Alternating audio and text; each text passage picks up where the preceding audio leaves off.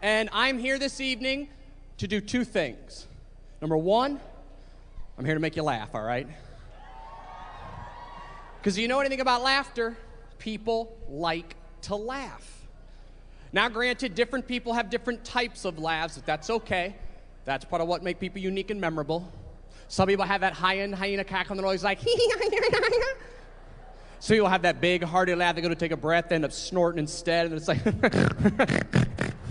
some people get to laughing real hard and fast and on a roll. Sounds like a machine gun, and they're just like,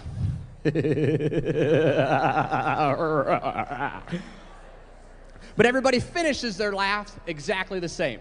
How does every single person finish a nice, big, hearty laugh? What do? They just go, oh, that feels good. What very few people know, at that exact moment in time, your brain is releasing a series of chemicals, endorphins, dopamine, serotonin, all these other ones that do multiple things to your brain. Number one, it actually helps rejuvenate your neurological pathways. Scientists have studied and found that 10 minutes of good belly laughter is equal to 2 hours of extra sleep. The average child laughs between 300 and 500 times a day. And if you have a son or daughter, niece or nephew, cousin, next door neighbor, you know what I'm talking about, brother, sister, because they laugh at everything.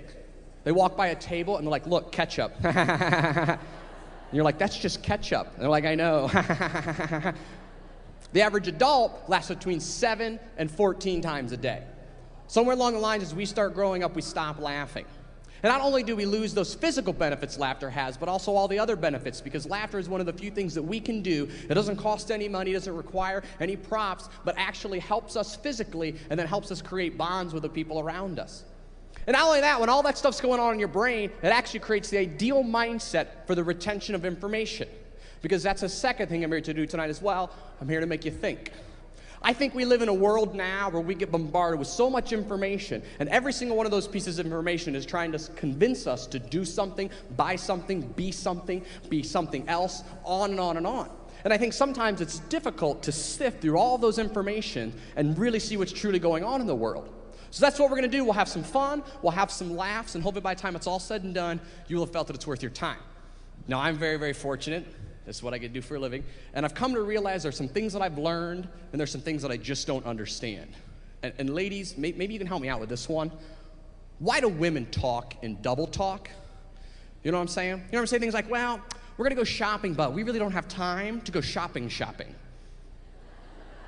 Or then they'll be like, well, they're kind of like dress shoes, but they're not really like dress shoes. Or then they'll be like, well, I kind of like him, but I don't really like him. Because you never hear a guy be like, well, I made out with her, but we didn't make out.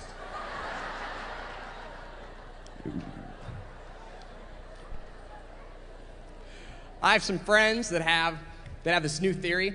They have a theory that honestly I think is the most brilliant theory that I've ever heard. And what my friends call this theory is they call it the struggle bus theory.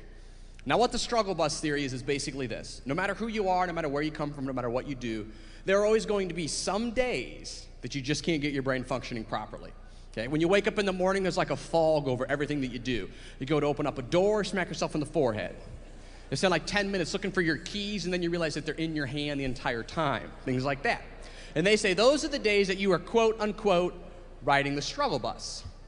They said, however, the funny thing is the older you get, the more people you meet, you will soon start to learn that there are some people who have a permanent seat on the struggle bus. And I didn't think that was true until I met someone who definitely rides every day. I was eating at Subway. I had at Subway a lot when I'm on the road because Jared and I were tight. And I don't know if you knew this, but apparently there's an overabundance of lettuce in the world. And Subway, as a company, has taken it upon themselves to rid us of this abundance of lettuce. Because if you ever go into a Subway and you ask for lettuce on your sub, they don't just sprinkle some lettuce. They get like a shovel and start piling mounds of lettuce. So I always ask for the same thing. I always ask for light lettuce. And so I go to this Subway, and I go in. I'm talking to the sandwich artist across the counter, and I'm like, I would like light lettuce, please. And this girl looks at me, doesn't even blink her eyes, and just goes, oh, I'm sorry, sir. We only have regular lettuce here.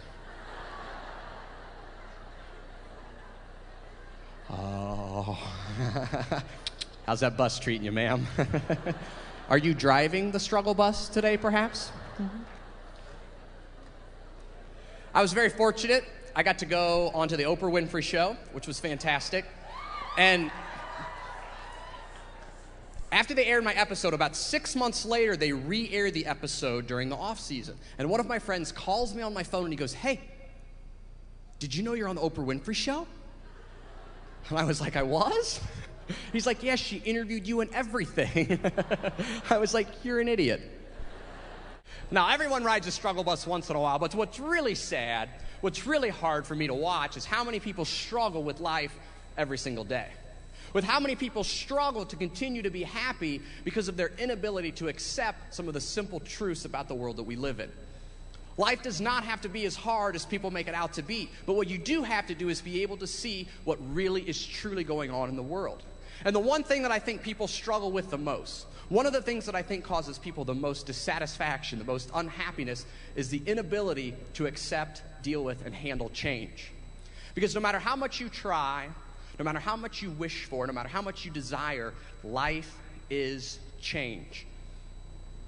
No matter how much you hope, no matter what you do, things are going to change. Because here's the most amazing, wonderful, beautiful, fascinating thing about the world we live in. You can exercise control in your life through the choices that you make. You can create changes in your life through the choices that you make. It's that simple.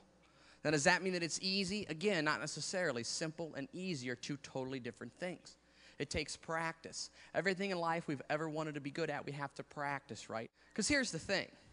If you can look at someone and you cannot honestly say that they make your life better by being in it, then guess what? They make your life worse. And every day you let that person stay in your life is one more day that you don't become the person that you want to become. Now, I know some of you are like, "Yeah, but Judson, those are my children." And one of my friends goes, "Hey," they're like, "what's that quote that you use all the time in your shows and all those things?" Because I have a quote that I really like, and it simply says this. It says, "Life isn't always the party we'd hope for, but while we are here, we might as well dance." Basically what it means is life isn't perfect. We all know that. But that doesn't mean that you still can't enjoy life as much as possible because of the choices that you make.